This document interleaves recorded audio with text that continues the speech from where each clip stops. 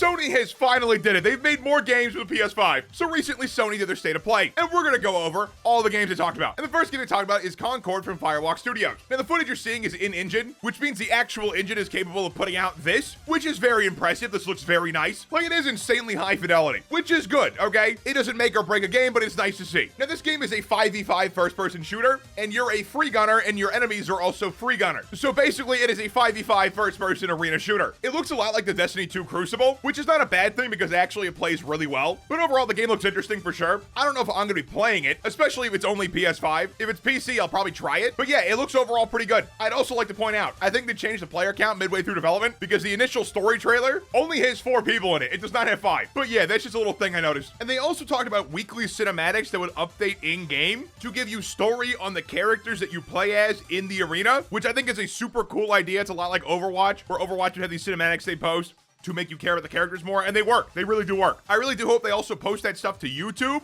because social media definitely shares that stuff around really well. But this looks like a very unique and interesting game. If it's on PC, as I said, I will probably try it. If it's only on PS5, I probably won't. Mainly because I don't like shooters on controllers. I think they feel horrible, and I do horrible every time because I'm not used to it. And if you want to try this game, there's a playtest in July, and this game releases August 23rd, 2024. So this game is basically right around the corner. But we're gonna move on now. And the next game Sony showed off is God of War Ragnarok on the PC, and there really isn't much to say about this. If you play God of War, you know what this is like, and if you play God of War Ragnarok, you know especially what this is like. It's just on PC now. They do support a lot of things that PC people want, like ultra-wide support exists, NVIDIA DLSS and AMD Fidelity are also supported, and the Intel one apparently, which I didn't know was a thing till now, but this supports all the bells and whistles. But yeah, it's God of War Ragnarok on the PC. There's not much else to say. And the next game Sony introduced was Dynasty Warriors Origins, and this game looks good, okay? I don't know anything about this game really, except that it looks like I play as the main character, and I fight against literal armies of people. And I don't know about you guys, but this sounds sick, okay? This sounds super fun. I definitely want to try playing this. Hopefully, it also comes to the PC, because even though I have a PS5, I honestly really don't want to use it that often. I really just like my PC more. But even if this game is only on PS5, I'll probably get it, because honestly, this looks really up my alley. But yeah, this game looks solid. I'm looking forward to playing it. It comes out in 2025, though, and there's no official date beyond that. So we're going to be waiting for a while, because it's probably going to be later than that, to be honest. And the next game that Sony introduced is called Infinity Nikki, a game where you can be a cat or a girl, apparently. There really wasn't much info about this game in the trailer. Like, I was left pretty confused because the ending of the trailer looked like Dark Souls, okay? But on the website, it's described as an open world dress-up adventure. I don't know if that means you're also going to have Dark Souls bosses, or if it's just going to be dress-up stuff with a little bit of adventure. I don't know. It looks interesting, especially since I've never seen a game like this before. But yeah, there's not much info besides that. There will be a playtest, though, in Q3 of 2024. So if you're looking forward to this game, you might want to wishlist it or something so you know when the playtest happens. And next up, we have the Ballad of Antara. I'm probably pronouncing one of those wrong, and I apologize. But there's not much info about this besides it's an action RPG coming in 2025. So here's video, I guess. I hope you guys are really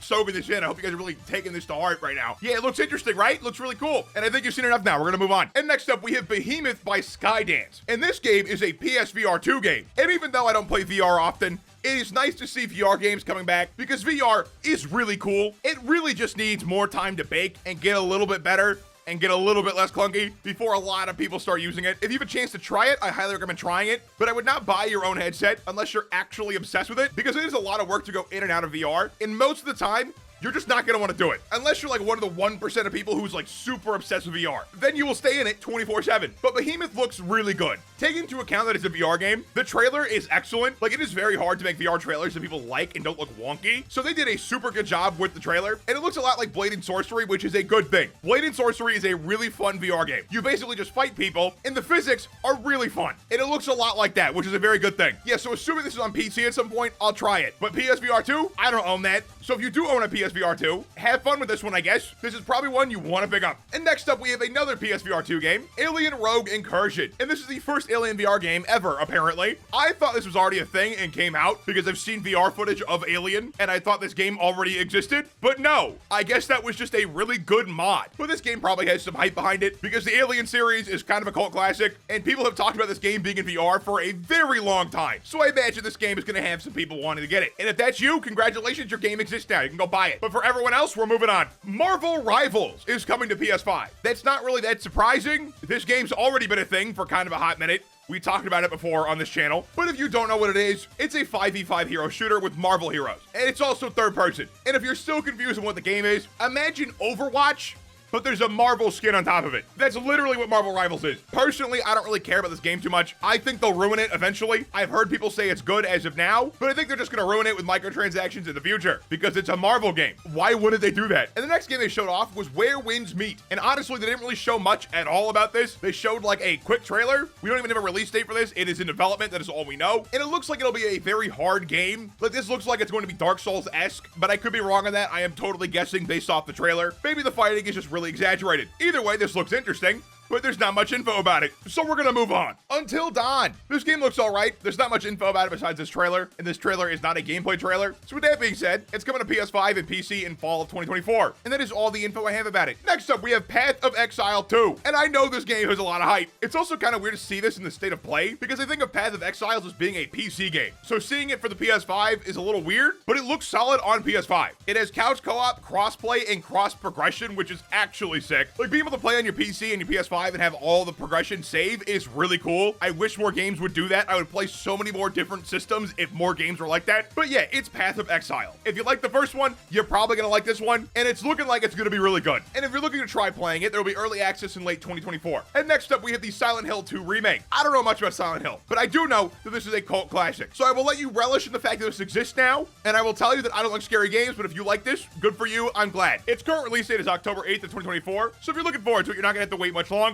And now we're gonna move on to the next game, Monster Hunter Wilds. I am hyped for this game personally. I played Monster Hunter Worlds, it's really good, and Monster Hunter Wilds also looks really good. And this also was the first gameplay trailer we got of Monster Hunter Wilds. So I am hyped for this game. It's releasing in 2025, and it looks good. If you play Monster Hunter Worlds, you will also probably like this.